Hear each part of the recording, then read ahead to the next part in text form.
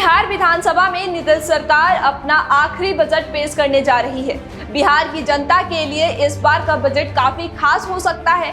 शिक्षा, बिजली, स्वास्थ्य, किसान, आर्थिक लाभ सहित कई मुद्दों को देखते हुए बिहार के विकास के लिए खजाना खोला जाएगा।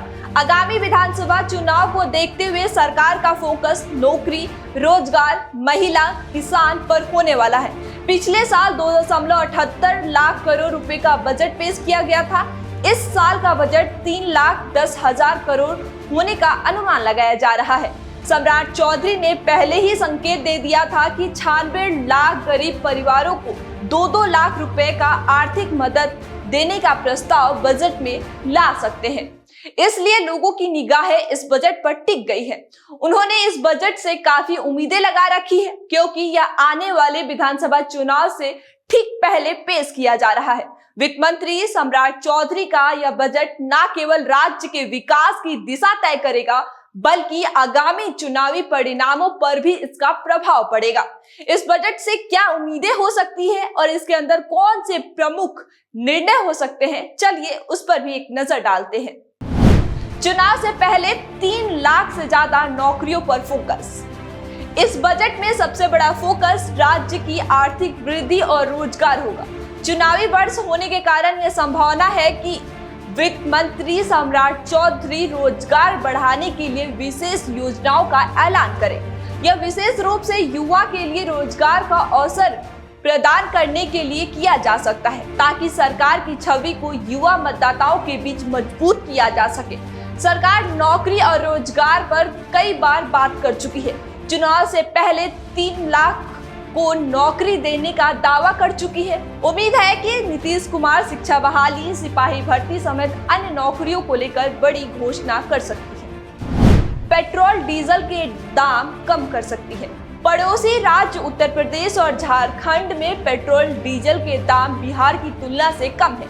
महाकुंभ मेला के दौरान बिहार से कई श्रद्धालु यूपी गए।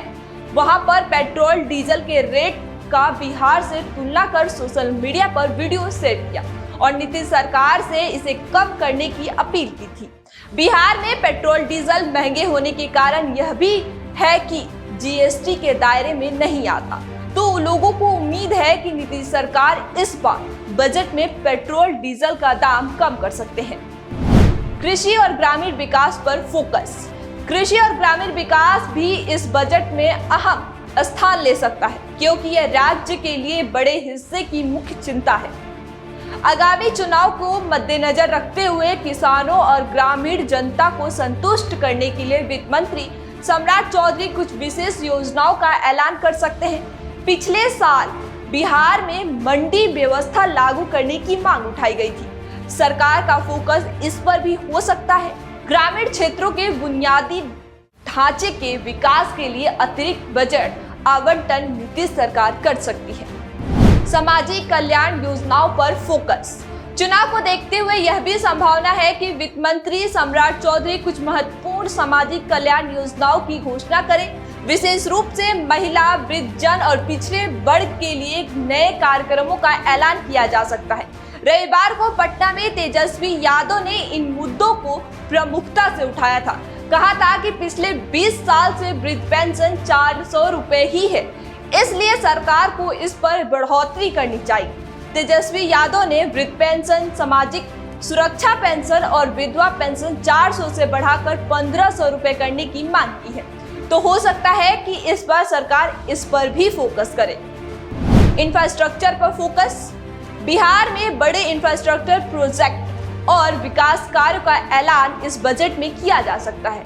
आगामी चुनाव को देखते हुए यह भी एक प्रमुख रणनीति हो सकती है, क्योंकि ऐसे प्रोजेक्ट्स रोजगार पैदा करते हैं और क्षेत्रीय विकास में मदद करते हैं। नीतीश सरकार सड़क, पुल और पर्यटक उद्योग के विकास के लिए बजट में घोषणा कर सकती है।